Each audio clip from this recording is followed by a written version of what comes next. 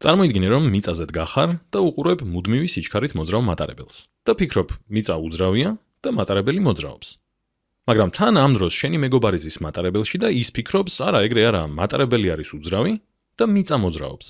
იმიტომ რომ შენი მეგობარი ხედავს, რომ მატარებელი არსადაც არ მიდის და ამ დროს ფანჯრიდან მიწა მოძრაობს. ვინ არის ამ დროს მართალი?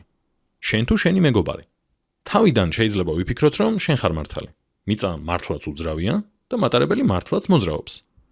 ხომ არა ისე რომ მიზეზი, რატომაც შენი მეგობარი ფიქრობს, რომ მატარებელი არ მოძრაობს, არის ის, რომ თვითონაც მატარებელში ზის.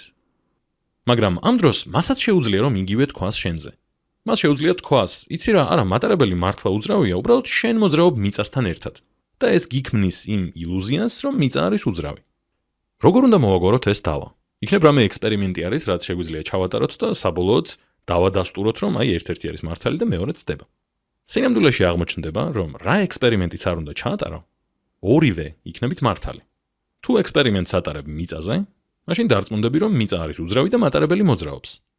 თუ იგივენაირად ამ ექსპერიმენტს ჩაატარებ მატარებელზე მყოფი, რომელიც მუდმივი სიჩქარით მოძრაობს, მაშინ დარწმუნდები, რომ მატარებელია უძრავი და მიწა მოძრაობს. რეალურად ორივე მართალია. ეს ნიშნავს იმას, რაც არ უნდა უცნაურად ჟღერდეს და არ ჯდებოდეს ჩვენს აღქმაში სამყაროსი, რომ მოძრაობა არის ფარდობითი ცნება.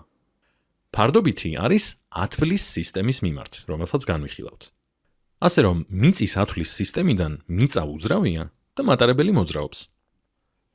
მაგრამ მატარებლის ათვლის სისტემაში როცა ხარ, მატარებელია უძრავი და მიწა მოძრაობს. ესე იგი, მოძრაობს თუ არა რამე და რა სიჩქარით მოძრაობს და რა მიმართულებით მოძრაობს, ეს ყველაფერი ფარდობითია და დამოკიდებულია ათვლის სისტემაზე. ანუ დამოკიდებულია იმაზე, თუ რა ათვლის სისტემიდან აკვირდები მოვლენას. როცა ამაზე პირველად ფიქრობ, პირველი აზრები ალბათ რაც მოდის თავში, ჩემ შემთხვევაში ეგრე იყო, არის რომ მოიცა რანაირად, ანუ მიწა ხომ მართლა უძრავია და მართლა ჩანს რომ ამ მაგალითში მატარებელი მოძრაობს. მაგრამ შემდეგ უფიქრდები და აცნობიერებ, რომ რასაც ჩვენ მიწას უძახით, სინამდვილეში არის დედამიწის ზედაპირი, ხო? და მე ვიწყებთ ფიქრს, მართლა უძრავია თუ არა? ვიცით რომ დედამიწას თუ შევხედავთ, თქვათ მთვარის პერსპექტივიდან ან მზის, დავინახავთ რომ მოძრაობს. ასევე ვხედავთ რომ ის ბრუნავს. ანუ მზის გარშემოც ბრუნავს და თავისი ღერძის გარშემოც ბრუნავს. ანუ მიწაც რაღაც აზრით მოძრაობს. ასე რომ რეალურად მიწა უძრავი არის მხოლოდ თავად მიწის პერსპექტივიდან. მიწის ათვლის სისტემიდან. მაგრამ თუ საგნებს მზის ათვლის სისტემიდან შევხედავთ, მაშინ მიწაც იწყებს მოძრაობას. ახლა შეიძლება ვთქვათ რომ ვა, ესე იგი ანუ მიწა მოძრაობს, ანუ ილუზია არის რომ არ მოძრაობს, მაგრამ არც ესაა სწორი ნათქვამი. სწორი არის რომ მიწა ნამდვილად უძრავია მიწის ათვლის სისტემაში და მიწა ნამდვილად მოძრაობს მაგალითად მზის ათვლის სისტემაში. ანუ მოძრაობა არის ფარდობითი. არ არსებობს ისეთი რაღაც, როგორიც არის ნამდვილი მოძრაობა. ყველაფერი არის ფარდობითი. უბრალოდ საქმე ისაა, რომ ყოველდღიურ ცხოვრებაში ჩვენ მოძრაობაზე ან უძრაობაზე ვფიქრობთ მიწის ათვლის სისტემის მიხედვით. რა თქმა უნდა, ამისი მიზეზი ისაა, რომ ერთი მხრივ შეგიძლია თქვა, რომ მოსახერხებელია, მაგრამ უფრო მართალი მიზეზი ისაა, რომ ინტუიტიური არის უყურებ უზარმაზარ რაღაცას, რომელიც ერთ ადგილზე დგას, ხო? იმიტომ რომ მაგის მიმართ მოძრაობ ყოველთვის. და ამიტომ ვთვლი, რომ აი რაღაცა არის, რაც უძრავია. მაგრამ რეალურად, როცა მაგალითად ვამბობთ, რომ ავტობუსი მოძრაობს, თქვათ 50 კმ/სთ-ში სიჩქარით, უბრალოდ კი არ მოძრაობს ესე უნივერსალურად, მოძრაობს მიწის მიმართ მაგ სიჩქარით. როცა ვამბობთ, რომ რაღაც უძრავია, სინამდვილეში ვამბობთ, რომ ეს ობიექტი არის უძრავი მიწის მიმართ.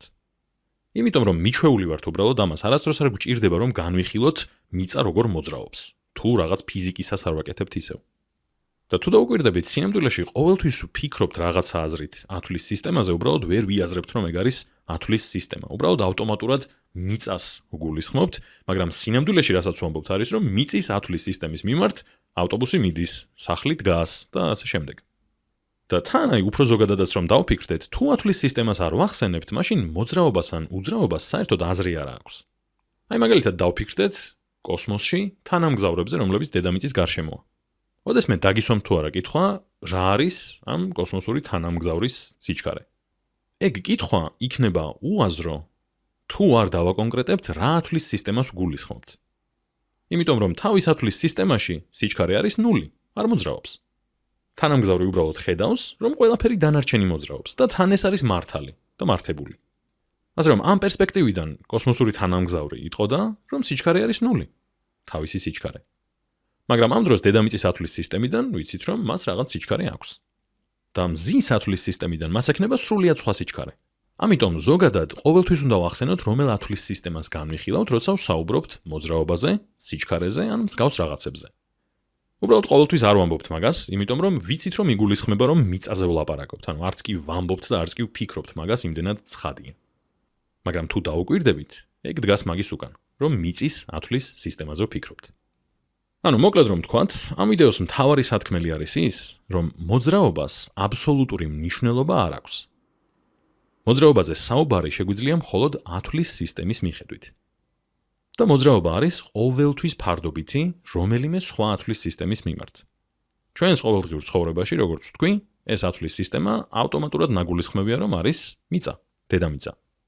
მაგრამ ზოგადად ყველა ათვლის სისტემა არის თანაბრად მართებული, თანაბარუფლებიანი არის მოკლედ.